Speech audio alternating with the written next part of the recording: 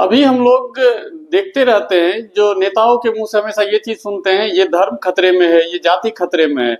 लेकिन अभी का स्थिति ये है कि धर्म जाति तो खतरे में नहीं है, सबसे बड़ा खतरा में हमारा लोकतंत्र है। यदि लोकतंत्र खतरे में आ गया तो सब धर्म और सब जाति खतरे में आ जाएगा। ना कोई धर्म बचेगा, ना कोई जाति बचेगा, सब पे अत्याचार होगा। यदि हमारा संविधान खतरे में आ जाएगा, हमारा लोकतंत्र खतरे में आ जाएगा।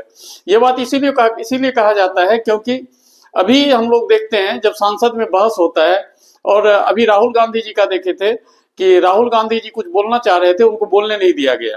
और हम लोग हमेशा सुनते हैं इसको बैन किया जाए, इसको आजीवन बैन किया जाए।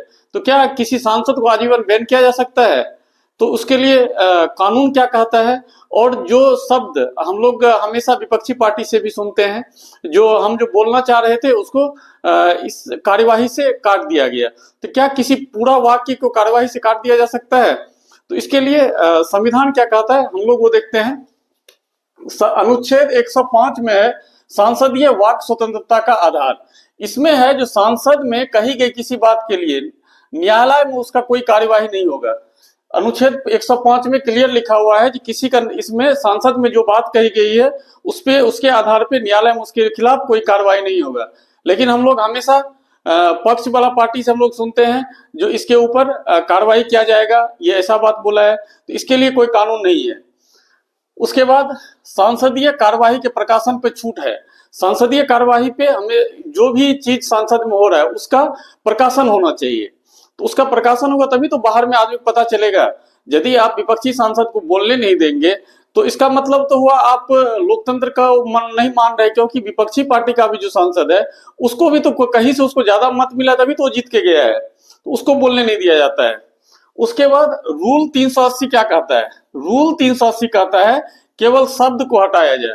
मतलब यदि पूरा वाक्य पूरा वो लाइन बोला है, पूरा सेंटेंस बोला है, उसमें यदि उसका कोई एक वाक्य यदि कुछ एक वर्ड यदि उसका कुछ गलत है तो आप उसको हटा दीजिए। वो यदि असंसदीय भाषा है तो आप एक वर्ड को उसका हटा दीजिए। इसका मतलब ये नहीं है उसका पूरा सेंटेंस को आप वहां से काट देंगे। वो क्या कहना चाह रहे हैं इसको आप पूरी तरीके से काट देंगे। इसके लिए कोई कानून नहीं है। ये अनुच्छेद 121 जो है इसमें। उसके बाद विपक्षी पार्टी का भी देखते हैं। जो विपक्षी पार्टी भी उच्च न्यायालय के हमारे सुप्रीम कोर्ट है, सुप्रीम कोर्ट के न्यायाधीश के बारे में भी कुछ बोल देते हैं। तो अनुच्छेद 121 के अंतर्गत है जो उच्च न्यायालय या सर्वोच्च न्यायालय के न्यायाधीश के आचरण पे संसद में चर्चा नहीं हो सकती है। आप हाईकोर्ट या सुप्रीम कोर्ट के न्यायाधीश है उसके रिलेटेड आप उनके आचरण पे आप संसद में चर्चा नहीं कर सकते।